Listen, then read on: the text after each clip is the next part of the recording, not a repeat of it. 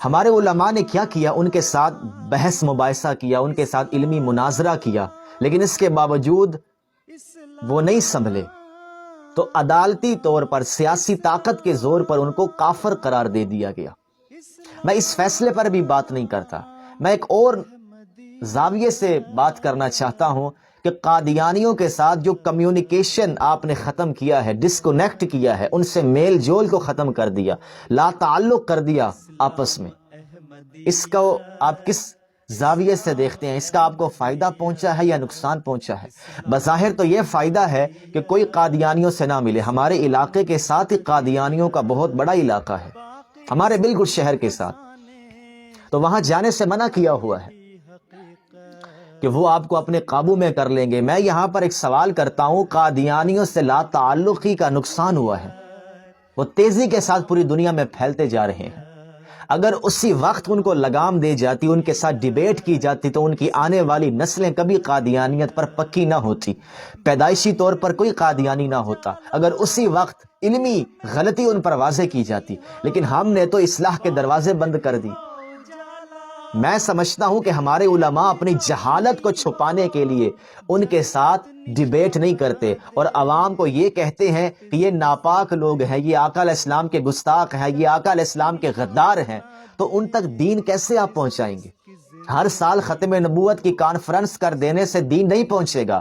اصل مرض کی تشخیص کرنی ہوگی کہ جس مسئلہ میں قادیانی غلطی کا شکار ہیں، بہت بڑی غلطی کا شکار ہیں، جو حد کفر تک پہنچی ہوئی ہے، وہ غلطی ان پر واضح کریں۔ اپنی عوام کو اویئرنس تو آپ دیتے جا رہے ہیں ان سے دور کر کے، لیکن بہت سے ایسے لوگ جو آپ لوگوں کی پابندیوں سے بے نیاز ہو کر ان سے ملتے ہیں اور قادیانی ہو جاتے ہیں۔ کیوں بھائی؟ ہمارے دلائل میں کوئی کمزوری ہے؟ میں نے اکثر سوچا کہ ہمارے علماء نے یہ پابندی کیوں لگائی؟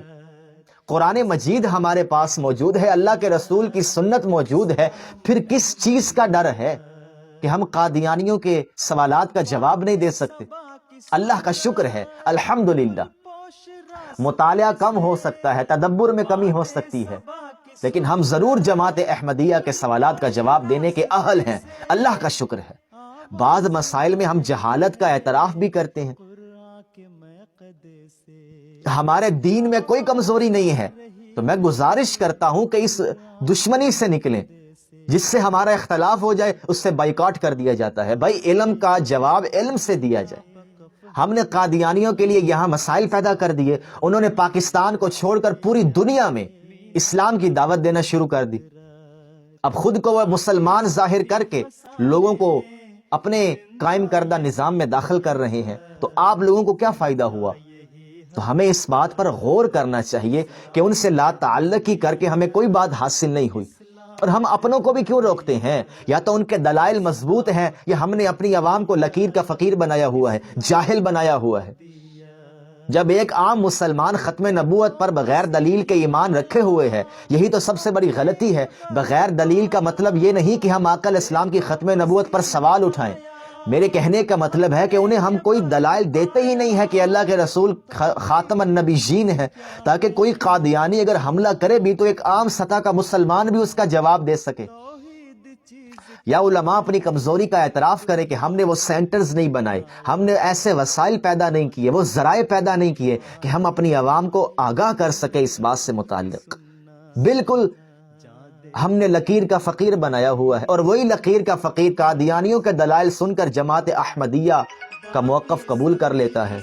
تو ہم نے اپنی عوام کو ان سے دور یہ کافی حد تک ٹھیک بھی ہے، بری صحبت سے بچانا چاہیے، لیکن میں صرف علماء کی بات کر رہا ہوں کہ علماء نے بھی بات کرنا چھوڑ دیا، بس اپنے علاقے میں کانفرنس کر لیتے ہیں، اور اس کا میں سمجھتا ہوں نقصان ہوا ہے۔ ان کا مسئلہ تو سنیں، وہ کہنا کیا چاہتے ہیں۔ ایک نفرت کی آگ بھڑکائی ہوئی ہے۔ میں نے تو اب دکانوں پر یہ بھی دیکھا ہے کہ قادیانی پہلے اسلام میں داخل ہو پھر اس دکان میں داخل۔ یہ کیا اسلام پیش کیا جا رہا ہے؟